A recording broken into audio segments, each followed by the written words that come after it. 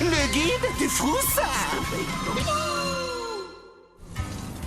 Les amis, le guide du Froussard prend de la hauteur. Êtes-vous prêts à monter sur le plus haut sommet du monde? Manger le plus gros sorbet du monde, bien sûr. Non, Samy, oublie un peu ton estomac. Nous sommes actuellement au cœur de l'Himalaya. Regarde, l'Himalaya est une chaîne de montagnes située en Asie. Elle s'étend sur plus de 2400 km de long et atteint jusqu'à 400 km de large. En fait, cette chaîne de montagnes est si grande qu'elle couvre pas moins de 6 pays. Le Pakistan, la Birmanie, l'Inde, le Tibet, le Bhoutan et le Népal. Et nous nous dirigeons actuellement vers l'Everest, qui est le plus haut sommet du monde, puisqu'il culmine à 8848 mètres d'altitude. Et nous allons retrouver Alex, qui a réclamé notre aide pour enquêter sur une mystérieuse créature. Ah, le guide du Froussard, enfin vous voilà!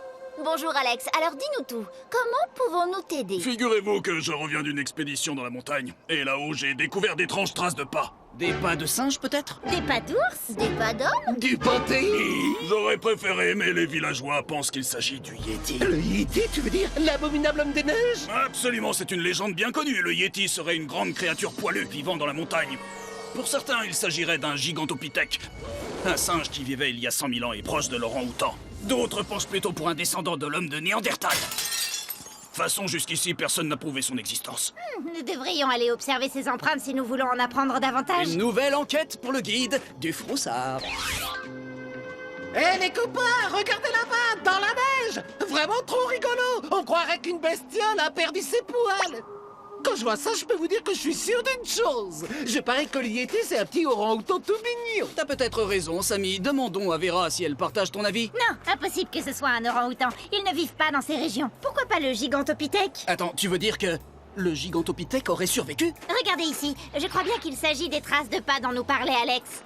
Peut-être les pas d'un gorille géant? Difficile à dire, mais à première vue, nous avons affaire à une créature de grande taille. Ses empreintes font environ 45 cm, sacrée pointure. Les traces partent en direction de cette grotte là-haut. Allons-y les amis. Y a quelqu'un? Ah, regardez, il y a un drôle de truc par terre. Et c'est étrange. Mais qu'est-ce que ça peut bien être? Bah, y a rien à voir. Alors on peut rentrer. Drôle de découverte. Je trouve pas que ça ressemble vraiment à un singe. Tu as raison, Fred, et je pense avoir enfin compris où nous sommes.